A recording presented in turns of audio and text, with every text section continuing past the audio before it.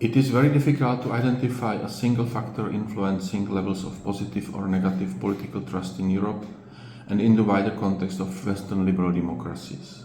Bearing this in mind, and supported by our previous research on media literacy and the value orientations of young people in East Central Europe, the team from Metropolitan University Prague joined the TRUEDEM project consortium. We knew from our previous research that media literacy and critical thinking were important in strengthening trust and democratic resilience. We also knew that societies in the so-called new democracies of Central and Eastern Europe were less civic-minded and much more parochial. Even after almost 3 years of our joint research, disinformation, the so-called alternative media, and also the formation of echo chambers based on in-group identity and the rejection of different opinions and their proponents still seem to us to be very pressing issues. Unfortunately, many European governments do not pay enough attention to this challenge, and some even resort to creating and sharing this information themselves.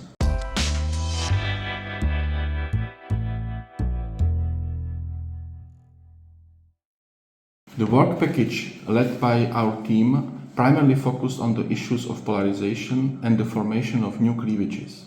Polarization is almost always based on an element of mistrust.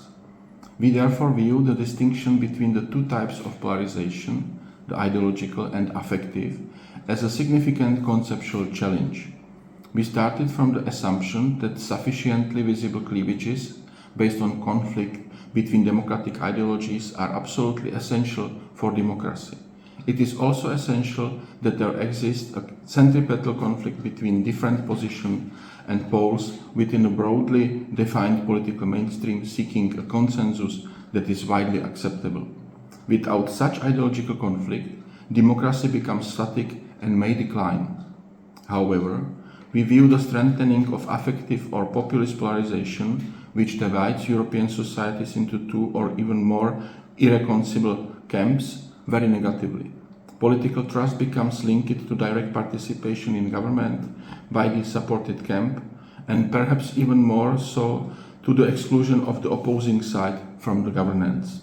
Such affective polarization undermines trust in institutions, not only political ones, but also educational, as well as the media.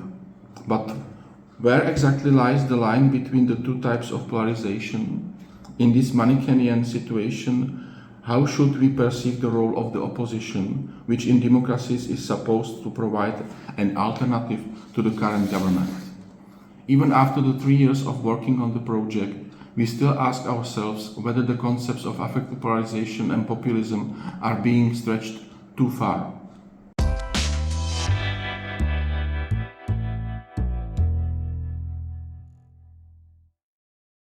We consider our research's most insignificant finding to be the fact that the much discussed polarization only affects a few specific domains or topics.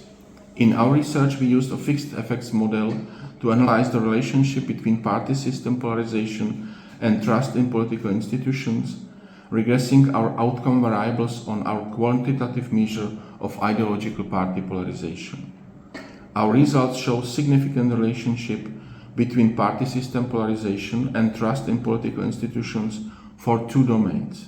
Notably, we got negative and significant estimates for the domain freedom and democracy, for the outcome variables trust in political parties and parliaments. These results indicate that public trust in political parties and parliaments tends to decrease when parties are more polarized on the issues regarding freedom and democracy. This phenomenon may be related to the recent rise of the challenger outsider parties. In order to win voter support, challenger outsider parties need to find a niche through which they can engage voters and break through.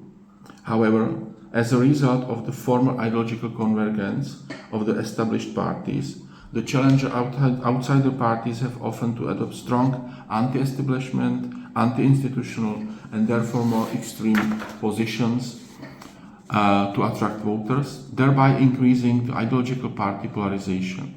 Moreover, once successful, these parties will continue to emphasize the issues that enabled them to gain parliamentary representation, which will not go unchallenged by the established political parties, more vigorously defending their original positions and warning of the threats associated with the entry of the challenger outside the parties, thus further increasing ideological party polarization.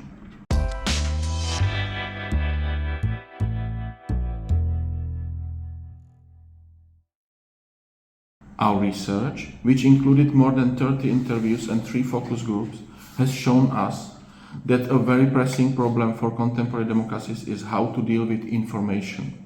Traditional media outlets are increasingly being replaced by social networks, which are not subject to the same content and ethical standards. The lack of effective media content regulation, coupled with the systemic dissemination of disinformation by domestic and foreign actors, represents a significant shortcoming that hinders efforts to strengthen democratic resilience.